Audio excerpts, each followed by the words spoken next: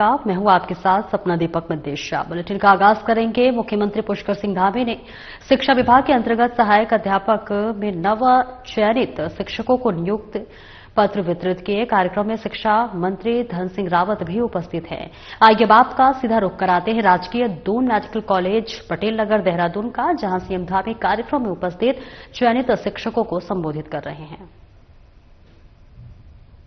मैं सम्मिलित हो गया हूं, लेकिन उन सभी कार्यक्रमों में एक विशिष्ट कार्यक्रम जो आप सबकी नियुक्ति वितरण का हो रहा है, जिनको आज नियुक्ति मिलने वाले हैं, ऐसे सभी हमारे चयनित सभी अभ्यर्थीगण, सभी सहायक अध्यापक और उनके साथ आज इस कार्यक्रम में पधारे उनके सभी परिवारजन, उनके अभिभावकगण, मीडिया के सभी मित्र। मैं सबसे पहले तो आज के इस कार्यक्रम में नियुक्ति प्राप्त करने वाले आप सभी अभ्यर्थियों को हार्दिक बधाई देता हूं, हार्दिक शुभकामनाएं देता हूं और आप सभी के उज्जवल भविष्य की कामना करता हूं। साथ ही मैं आप सबके अभिभावकों का भी आज के इस अवसर पर उनका भी बहुत अभिनंदन करता हूं, उनको बहुत बधाई देता हूं, क्योंकि आज जितनी प्रसन्नता आपको अपनी नियुक्ति से हो रही होगी, मुझे लगता है कि आपसे थोड़ा ज्यादा उनको हो रही होगी, क्योंकि उन्हीं के त्याग से, उनके परिश्रम से और उनके संस्कारों के कारण आज आप सभी जीवन के इस महत्वपूर्ण पड़ाव पर पहुंचे हैं और एक अध्याय आपका आज पूरा हो रहा है और नया अध्याय आपसे शुरू हो रहा है। कई बार होता क्या है कि सरकारी नौकरी में चयनित हो जाना, बहुत बार ऐसा मान लिया जाता है कि अब तो बहुत मेहनत कर ली है, बहुत परिश्रम कर लिया है, काफी दौड़ भाग कर ली है, अब तो नौकरी मिल गई है इसलिए सब खत्म, अब कुछ नहीं, बस अब तो हो गया जी। लेकिन अब आपने जितना करा बहुत अच्छा, आपके माता पिता ने, गुरुजनों ने, सब ने आपके लिए बहुत प्रार्थना की है, आपने भी प्रार्थना की है, परिश्रम किया है। माता पिता ने भी अपना खाना न खाकर, कई लोगों ने अपनी जीवन की जो आवश्यकताएं होती हैं उनको कटौती करके आप सबके ऊपर लगाया है, तभी आपको ये दिन देखने को मिला है। तो ये मानिए कि आज से आपके एक नए अध्याय की शुरुआत हो रही है, आज से आपका एक नया सफर शुरू हो रहा है, यहां से एक नई शुरुआत आपकी हो रही है। और मेरे लिए यह अत्यंत हर्ष का विषय है कि मुझे आज शिक्षा विभाग के अंतर्गत विभिन्न जनपदों के प्राथमिक महाविद्यालयों में 1100 से भी अधिक सहायक अध्यापकों तथा ऊधम सिंह नगर जनपद में विशेष शिक्षा के लिए चयनित 18 सहायक अध्यापकों को आज नियुक्ति पत्र वितरण समारोह में नियुक्ति पत्र देने का सौभाग्य प्राप्त हो रहा है। मुझे पूरा विश्वास है कि आप सभी युवा शिक्षक राज्य में शिक्षा का एक बेहतर वातावरण बनाने में और शिक्षा को मजबूत बनाने में, हमारे बच्चों के, नौनिहालों के भविष्य को स्वर्णिम बनाने के लिए आप बहुत परिश्रम के साथ काम करेंगे, पूरे समर्पण के साथ काम करेंगे, पूरे मनोयोग के साथ काम करेंगे।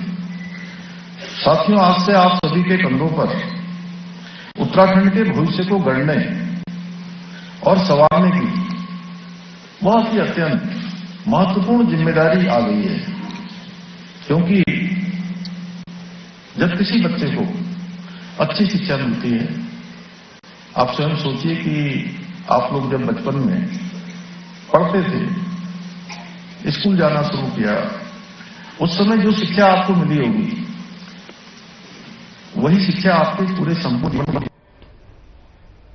कैबिनेट मंत्री गणेश जोशी के जन्मदिवस के अवसर पर जन सेवा की भावना को समर्पित करते हुए सेवा सप्ताह के अंतर्गत आज हाथी बड़कला स्थित कैंप कार्यालय में मसूरी विधानसभा क्षेत्र की आंगनबाड़ी कार्यकर्त्रियों और सहायिकाओं के सम्मान समारोह का आयोजन किया गया। कार्यक्रम में मुख्य अतिथियों के रूप में बता दें कि उपस्थित विधानसभा अध्यक्ष ऋतु भूषण खंडूरी और कैबिनेट मंत्री गणेश जोशी ने आंगनबाड़ी कार्यकर्त्रियों और सहायिकाओं को सम्मानित किया। कैबिनेट मंत्री गणेश जोशी ने कहा कि आंगनबाड़ी कार्यकर्त्रियां समाज के अंतिम छोर पर खड़े व्यक्ति तक सरकारी योजनाओं का लाभ पहुंचाने का कार्य कर रही हैं। उनका समर्पण और सेवा भाव प्रशंसनीय है। आंगनबाड़ी कार्यकर्त्रियां बच्चों के सर्वांगीण विकास के साथ साथ मातृशक्ति को सशक्त बनाने का कार्य भी कर रही हैं। उन्होंने कहा कि मसूरी विधानसभा क्षेत्र के अंतर्गत सभी आंगनबाड़ी केंद्रों को पठन पाठन और खेल सामग्री उपलब्ध की जा चुकी है। इस अवसर पर विधानसभा अध्यक्ष ऋतु भूषण खंडूरी ने कहा कि मातृशक्ति द्वारा किया गया प्रत्येक कार्य समाज के लिए सकारात्मक और कल्याणकारी होता है। आंगनबाड़ी एवं आशा कार्यकर्त्रियां बच्चों की प्रथम गुरु के रूप में देश की भावी पीढ़ी को तैयार करने में अहम भूमिका निभा रहे हैं। उन्होंने आंगनबाड़ी कार्यकर्त्रियों से अपेक्षा की है कि वे शिक्षा के साथ साथ बच्चों में अच्छे संस्कार, नैतिक मूल्य और सामाजिक जिम्मेदारी का भाव विकसित करने में अपनी सक्रिय सहभागिता निभाएं। उन्होंने कहा कि सरकार द्वारा आंगनबाड़ी कार्यकर्त्रियों के हित में लगातार कदम उठाए जा रहे हैं और भविष्य में भी उनके सम्मान, सुरक्षा और सुविधाओं के लिए प्रतिबद्धता के साथ कार्य किया जाएगा। आपको बता दें कि 25 से 31 जनवरी तक मसूरी विधानसभा क्षेत्र के विभिन्न क्षेत्रों में कैबिनेट मंत्री गणेश जोशी के जन्मदिवस को सेवा सप्ताह के रूप में मनाया जा रहा है, जिसमें सेवा भाव के कार्य किए जा रहे हैं।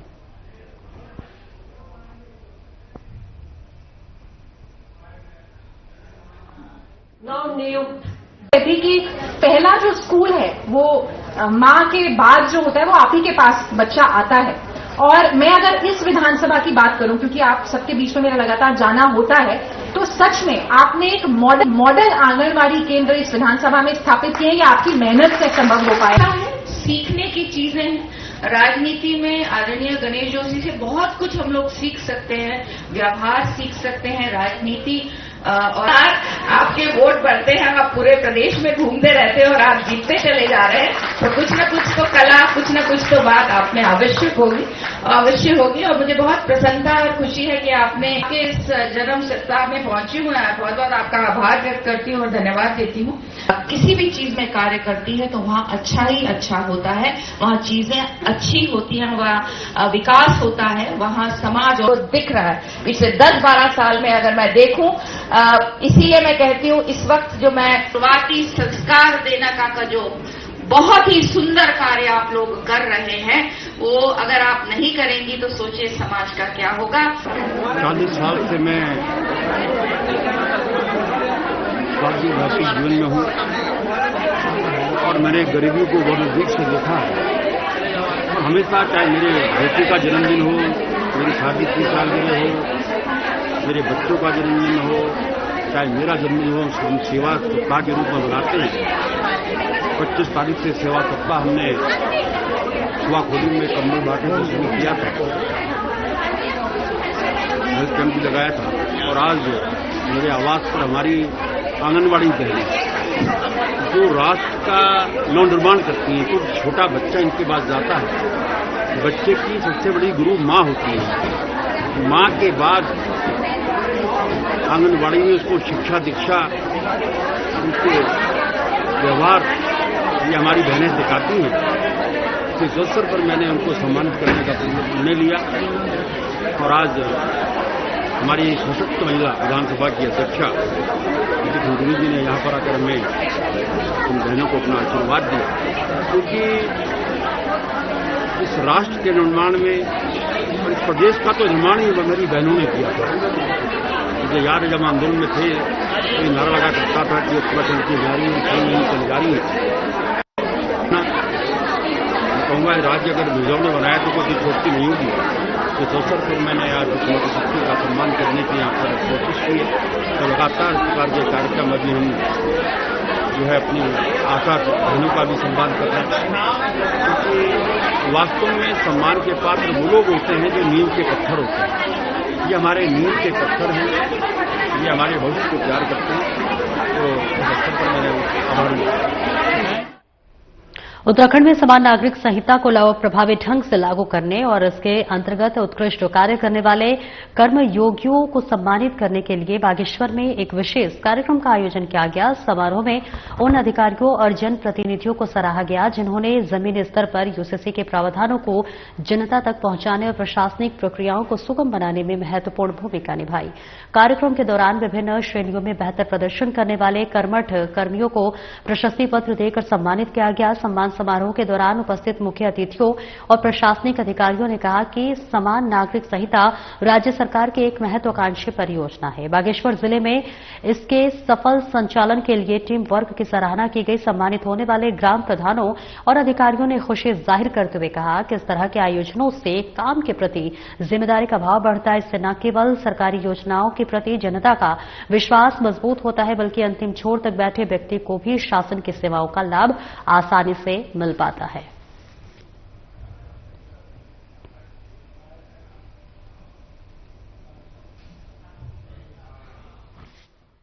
बहुत अच्छा काम किया है और उन्होंने 100% अपना लक्ष्य पूरा किया है। अवेयरनेस बहुत क्रिएट की है। उसके अलावा जो हमारे सब रजिस्ट्रार्स हैं या फिर रजिस्ट्रार्स हैं जो कि हमारे सब रजिस्ट्रार ग्राम पंचायत विकास अधिकारी हैं, उन्होंने भी बहुत अच्छा काम किया है।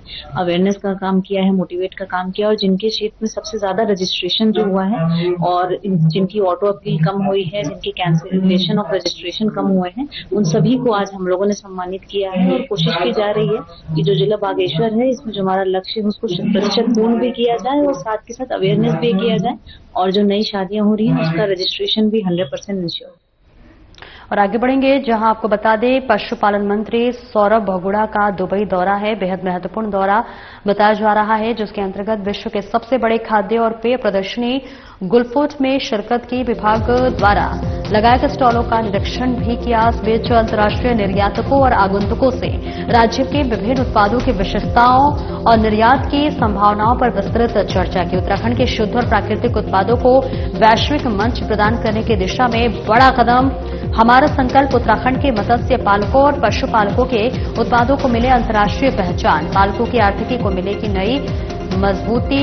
वोकल फॉर लोकल को वैश्विक बनाने की दिशा में लगातार अग्रसर। सचिव डॉक्टर BBRC पुरुषोत्तम और निदेशक चंद्र सिंह धर्म शत्रु भी रहे उपस्थित।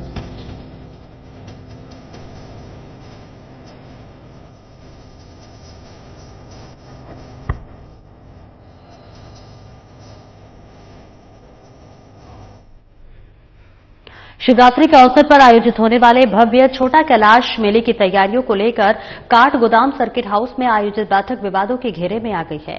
बैठक में अधिकारियों के देरी से पहुंचने और दो समितियों के बीच जारी खींचतान को लेकर भीमताल विधायक राम सिंह कैड़ा ने कड़ी नाराजगी जाहिर की।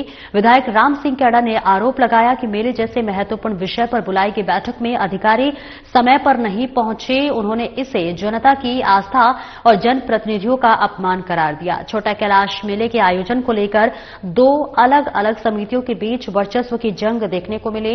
इस बीच बैठक में दोनों पक्षों के बीच तीखी नोकझोंक हुई जिससे मेले की व्यवस्थाओं पर सवालिया निशान खड़ा हो गया। विधायक ने स्पष्ट किया कि यदि समय रहते समितियों का विवाद नहीं सुलझा और अधिकारी गंभीर नहीं हुए तो मेले के भव्य आयोजन में बाधा आ सकती है। प्रशासन ने बीच बचाव कर मामले को शांत करने की कोशिश की लेकिन विधायक की नाराजगी कम नहीं हुई।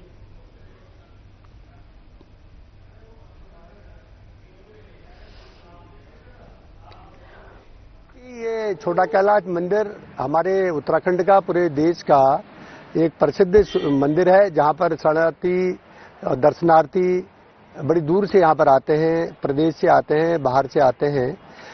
ये मेला इस बार मंदिर माला में शामिल कर दिया माननीय मुख्यमंत्री जी ने। तो मैंने आज माननीय जिला पंचायत के माध्यम से इस मेले को संचालित किया जाता है। तो यहाँ पर सभी अधिकारियों को बुलाया था लेकिन अधिकारी कम पहुँच पाए। लेकिन फिर बाद में अधिकारी लास्ट में सब पहुँच गए थे। बिजली विभाग के अधिकारी और जल संस्थान के जल निगम के अधिकारी भी पहुँच गए थे। लेकिन फिर भी जितनी संख्या होनी चाहिए थी उतनी संख्या नहीं हो पाई। लेकिन भविष्य में इस बैठक को और हम आयोजित करेंगे। एक सुंदर मेला यहाँ पर लगे और हमारे लोगों को सुविधा मिले और पार्किंग का जो इशू है उसका समाधान हो और जो पैदल रास्ते हैं वहाँ पर झाड़ियाँ जमी हैं उन रास्तों की झाड़ियाँ कटे। इस दिशा में हम लोग काम करेंगे। और मेरी क्षेत्र का भीमताल विधानसभा क्षेत्र का एक प्रसिद्ध मेला है और सुंदर रूप से इस मेले को हम संचालित करें, इसी उद्देश्य को लेकर के आज बैठक का आयोजित किया गया था। निश्चित रूप से माननीय जिला पंचायत अध्यक्ष जी और हम सब लोग मिलकर के इस मेले को बृहद रूप देते हैं और देंगे।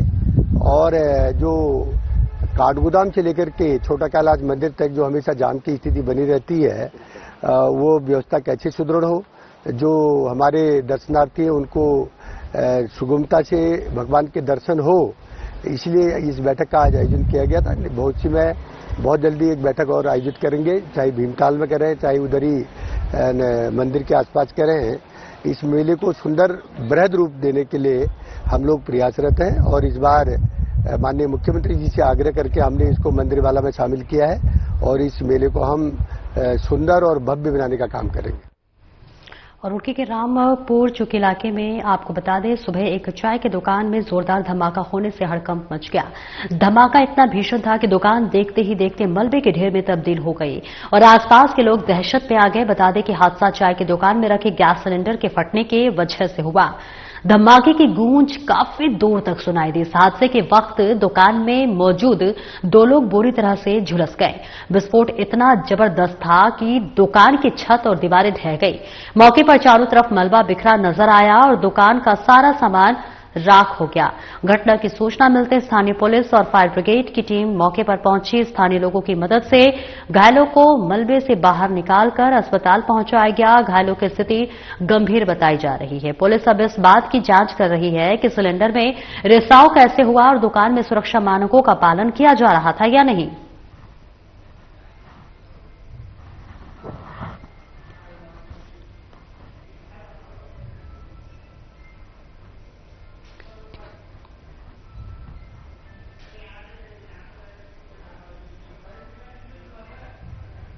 आगे बढ़ेंगे। जनपद हरिद्वार में अपराध और अपराधियों के खिलाफ चलाए जा रहे अभियान के तहत कोतवाली लक्सर पुलिस को बड़ी सफलता हाथ लगी है। पुलिस ने एक नाबालिग किशोरी को बहला फुसलाकर भगा ले जाने वाले आरोपी अनिल को गिरफ्तार कर लिया है। बता दें कि लक्सर कोतवाली क्षेत्र के एक ग्रामीण ने पुलिस को तहरीर देकर सूचना दी थी कि गांव का ही एक युवक उसकी नाबालिग पुत्री को बहला फुसलाकर कहीं भगा ले गया है। पीड़ित पिता की शिकायत को गंभीरता से लेते हुए लक्सर कोतवाली में तत्काल संबंधित धाराओं में मुकदमा दर्ज किया गया है। मामले की संवेदनशीलता और नाबालिग की सुरक्षा को देखते हुए वरिष्ठ पुलिस अधीक्षक हरिद्वार ने घटना के शीघ्र अनावरण कर आरोपी की जल्द से जल्द धरपकड़ के लिए लक्सर पुलिस को कड़े निर्देश जारी किए गए थे।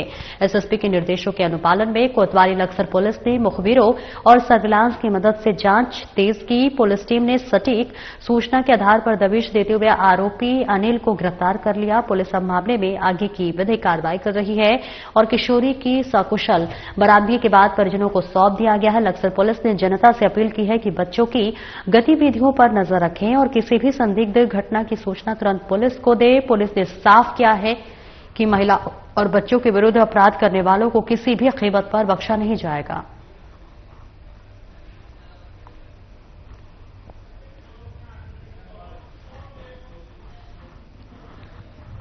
रुड़की से एक हैरान कर देने वाली तस्वीर सामने आई है, जहां सोशल मीडिया की सनक ने कानून, समझदारी और जिंदगी तीनों को चुनौती दे दी। दिन दहाड़े मौत का खेल खेलता एक युवक और नीचे नेशनल हाईवे। ये कोई फिल्मी सीन नहीं बल्कि हकीकत है। रुड़की के सालियर मंगलौर बाईपास में लोहे का ऊंचा पुल नीचे तेज रफ्तार वाहन और ऊपर मौत को खुला न्योता देता एक युवक सोशल मीडिया पर चंद लाइक्स और फॉलोअर्स पाने की चाह में युवक पुल के सबसे ऊपरी हिस्से पर चढ़ गया और बेखौफ अंदाज में डांस करता रहा और रील्स बनाता रहा। नीचे नेशनल हाईवे है जहां से गाड़ियां फर्राटा भरती निकल रही है। हैरानी की बात यह है कि दहाड़े ये खतरनाक तमाशा चलता रहा और युवक को न कानून का डर था न अपनी जान की परवाह। वीडियो सोशल मीडिया पर वायरल होने के बाद पुलिस एक्शन में आई। युवक की पहचान के प्रयास तेज कर दिए गए हैं और उस पर कड़ी कानूनी कार्रवाई की तैयारी की जा रही है ताकि भविष्य में कोई दूसरा ऐसी हिमाकत न कर सके।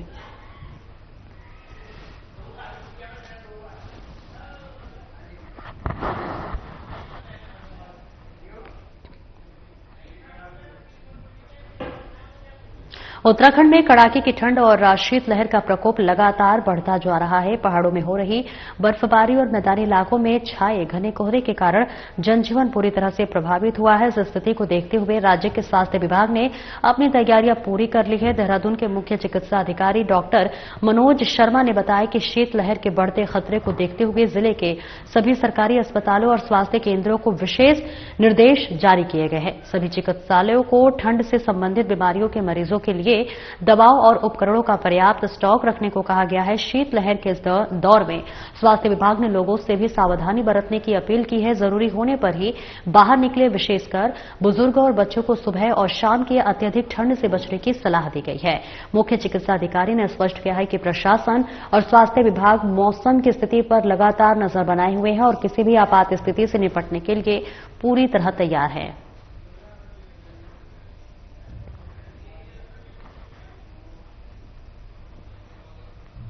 को लेकर के पूर्व में ही निर्देश सभी अस्पतालों को दे दिए गए थे कि अपने यहाँ पर्याप्त मात्रा में हीटर, कंबल, गर्म कपड़े मरीजों को जो ओढ़ने के लिए, खासतौर से जो वृद्ध लोग हैं, जो बच्चे हैं, उनके लिए व्यवस्था बनाने के निर्देश दिए गए थे। और अभी भी निर्देश जारी किए गए हैं इस तरह के कि कोई भी टूरिस्ट है, क्योंकि आप देख रहे हैं चक्राता साइड में, कालसी साइड में काफी बर्फबारी हुई है, ठंडा भी है, कई जगह रोड भी जाम हो गई है। तो निर्देश दिए गए हैं कि एक तो वहां पे स्टाफ की पर्याप्त उपलब्धता रहे, डॉक्टर वहां पर उपलब्ध रहें और ये व्यवस्थाएं जो हैं, जो हीटर की व्यवस्था है, बिजली की व्यवस्था बनाकर रखें। अगर किसी से बिजली बाधित होती है तो जनरेटर के माध्यम से ये व्यवस्था बनाना सुनिश्चित। उत्तराखंड के उच्च हिमालय क्षेत्रों में हो रही लगातार बर्फबारी के बीच बाबा केदार की नगरी केदारनाथ पूरी तरह सफेद चादर से ढक चुकी है। धाम में वर्तमान में करीब 3 से 4 फीट तक बर्फ जमा है और तापमान 16 डिग्री सेल्सियस से भी नीचे गिर चुका है। इन चुनौतीपूर्ण परिस्थितियों में भी भारत तिब्बत सीमा पुलिस और रुद्रप्रयाग पुलिस के जवान पूरी निष्ठा के साथ अपने कर्तव्यों का निर्वहन कर रहे हैं। कड़ाके की ठंड और बर्फीली हवाओं के बावजूद पुलिस मंदिर परिसर और आसपास के संवेदनशील क्षेत्रों में निरंतर गश्त कर रही है। रुद्रप्रयाग जिला प्रशासन और पुलिस विभाग ने बताया कि विषम भौगोलिक परिस्थितियों के बावजूद सुरक्षा बलों का मनोबल ऊंचा है। केदारनाथ धाम में सुरक्षा व्यवस्था पूरी तरह चाक चौबंद है। पुलिस मंदिर के कपाट बंद होने के बाद भी धाम की सुरक्षा और मास्टर प्लान के तहत हो रही सरकारी संपत्तियों को निगरानी कर रही है। आपको बता दें, मौसम विभाग द्वारा जारी अलर्ट और हिमस्खलन की संभावना को देखते हुए पुलिस प्रशासन ने विशेष सतर्कता बरतने के निर्देश दिए हैं।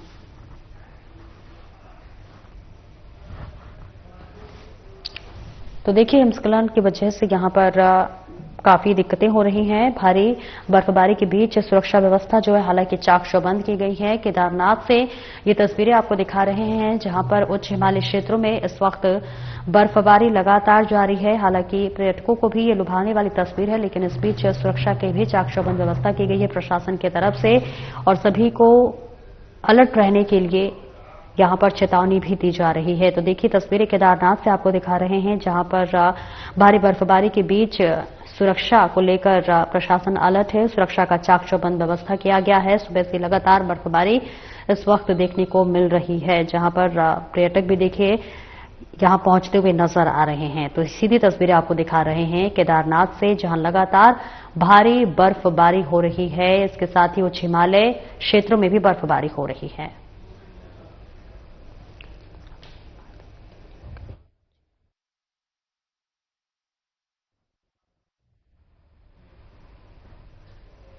और आगे बढ़ेंगे जहां आपको बताते चले 6 मंजिला इमारत बन रही है एमडीडीए के खिलाफ। जहां बताते कि एमडीडीए इस वक्त सख्त रुख अपनाता हुआ नजर आ रहा है। काले की ढाल शास्त्रीनगर में बहुमंजिला इमारत निर्माण के खिलाफ स्थानीय निवासियों ने खोला मोर्चा। 6 मंजिला बन रही इमारत एमडीडीए के नियमों के विरुद्ध स्थानीय निवासियों ने एमडीडीए सहित अन्य अधिकारियों को पत्र लिखकर बहुमंजिला इमारत के खिलाफ जताई कड़ी आपत्ति। बहुमंजिला इमारत के निर्माण से क्षेत्र में यातायात, जल निकासी सुरक्षा सहित स्थानीय निवासियों को होगी भारी असुविधा। स्थानीय निवासियों ने अविलंब बहुमंजिला इमारत को रोकने की मांग की। निर्माण न रोकने पर धरना प्रदर्शन की दी चेतावनी। सीएम हेल्पलाइन में भी बहुमंजिला इमारत के खिलाफ हुई शिकायत। तो देखिए, तस्वीर आपको दिखा रहे हैं जहां काले की ढाल शास्त्री नगर में बहुमंजिला इमारत निर्माण के खिलाफ स्थानीय निवासियों ने मोर्चा खोल दिया है। 6 मंजिला बन रही इमारत एमडीडीए के नियमों के विरुद्ध, इस वजह से आक्रोश जताया जा रहा है। स्थानीय निवासियों ने एमडीडीए सहित अन्य अधिकारियों को पत्र लिखकर बहुमंजिला इमारत के खिलाफ कड़ी आपत्ति जताई है। तो वहीं बहुमंजिला इमारत के निर्माण से क्षेत्र में यातायात, जल निकासी, सुरक्षा सहित स्थानीय निवासियों को भारी असुविधा होगी। स्थानीय निवासियों ने अविलंब बहुमंजिला इमारत को रोकने की मांग की है। निर्माण न रुकने पर धरना प्रदर्शन की भी चेतावनी दी है, जहां सीएम हेल्पलाइन में भी बहुमंजिला इमारत के खिलाफ शिकायत हुई है।